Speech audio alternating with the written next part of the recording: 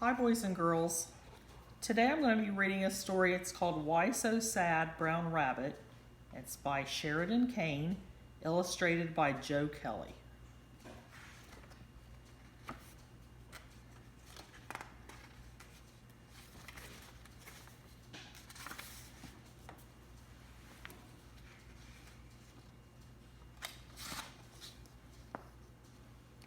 Spring had come at last.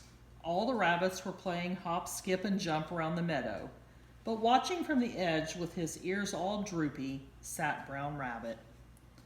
"Why so sad, Brown Rabbit?" asked Gray Mouse. "It's a lovely day."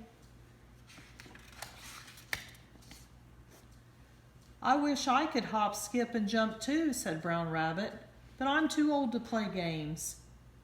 "If only you had a family," said Gray Mouse, "then you could teach your children to play games. That would be just as much fun."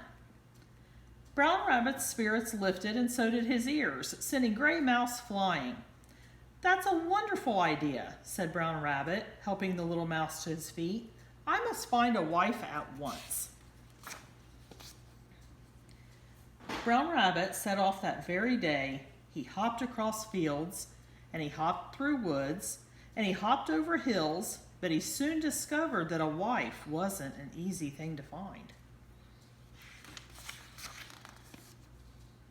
Brown Rabbit was tired, and his feet were sore. He stopped by a barn and rested on a pile of hay. Very soon he was fast asleep. Suddenly, Brown Rabbit woke with a start. What was wrong? Something was wiggling and jiggling under the hay. He looked down and saw 3 eggs. As Brown Rabbit watched, one of the eggs began to crack. A tiny beak appeared, then a tiny wet head. The egg fell apart, and out stepped a little duckling. There was another crack, and another. And now there were 3 little ducklings all standing in a row. "Mama!" they quacked, looking straight at Brown Rabbit. "Oh dear, I'm not your mama," said Brown Rabbit in dismay, but it was no good. "Mama! Mama!" they quacked again. "Don't worry, little ducklings," said Brown Rabbit. "I'll help you find your mama." He set off toward the farmyard, and the ducklings waddled after him. Very soon they met Porker Pig. "Hello," said Brown Rabbit. "These little fellows have lost their mama. Have you seen her?" "No ducks around here," snorted Porker, and without another word, she went on eating her breakfast. Brown Rabbit thumped his feet. He thought Porker was not helpful at all, so he hopped away toward the pond. "Mama!" cried the ducklings, trying to keep up with him. Very soon they met White Swan. "Hello," said Brown Rabbit. "These little fellows want their mama. Have you seen her?" "Certainly not," hissed White Swan.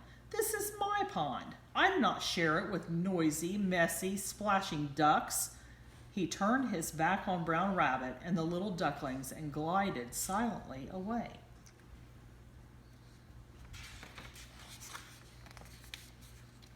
"Thanks for nothing," said Brown Rabbit angrily. He hopped up onto the farmyard, and the ducklings hurried along behind him. "Mama!" they cried. "Wait for us!" Brown Rabbit slowed down so they could keep up. Right in front of him was Cackly Hen. "Hello," said Brown Rabbit. "These little fellows need their mama. Have you seen her anywhere?" "Cluck, cluck, you are out of luck," said Cackly, pecking at some corn. "All the ducks flew south yesterday." Brown Rabbit sat down. "What am I going to do?" he said miserably. He looked at the 3 sad little faces. "You're all alone, just like me." "Mama!" the ducklings cried and snuggled up close. Brown Rabbit suddenly felt better. "How about a game?" he said. "That will cheer you up." The little ducklings' faces lit up, so Brown Rabbit taught them how to hop, and how to skip, and how to jump. What fun they had! "Mama!" cried the ducklings in excitement. "Mama!" "Oh, please don't call me Mama," said Brown Rabbit. "Papa!" cried the ducklings. "Papa!" Brown Rabbit smiled. "Hooray!" cheered Gray Mouse. "You found your family at last." The end.